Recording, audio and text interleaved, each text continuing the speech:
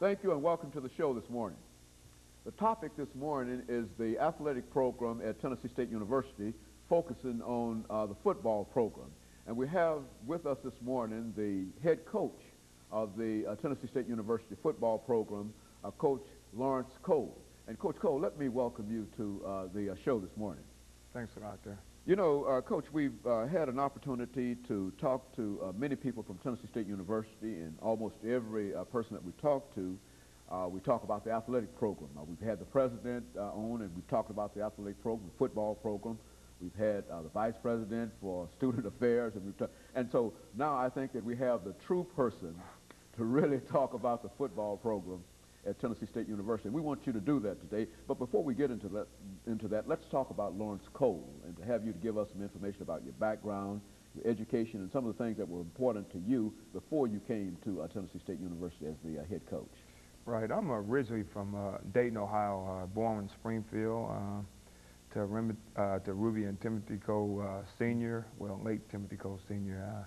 My folks were born in Talladega, Alabama, so I do have some, Southern background. I'm from a family of 8 boys in our family. Do not have any sisters, so sometimes I felt like I missed that feminine part just because we had so many, males in the house. But then from there, I went to Dunbar High School and went to college at the University of Nebraska, where I earned my Bachelor's of Arts and Science. And then from there, I played with the New York Jets, and then I had a chance to play in the World Football League.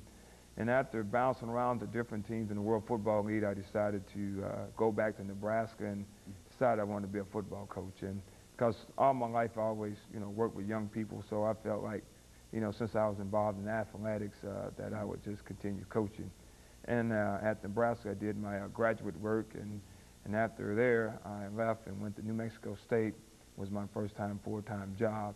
And I worked there 2 years, and after 2 years there, I felt like it was time for me to move, and I had a chance to go to Ball State University, which is in Muncie, Indiana, which puts me close back to home because I'm more of a family man, coming from a large family, so I just felt like getting back close to home.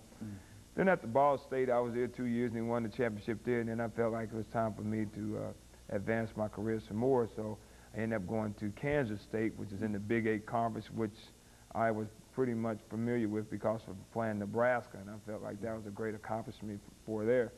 Then after being at Kansas State in the Big 8, I had a chance to go to the University of Wisconsin, which is in the Big 10, and everybody always say the Big 10 is the best football conference in America. So I had an opportunity to go to Wisconsin and coach at Wisconsin for, at least 2 or 3 years there. And then after that, I decided to go back close to home again, and I went to Toledo, Ohio.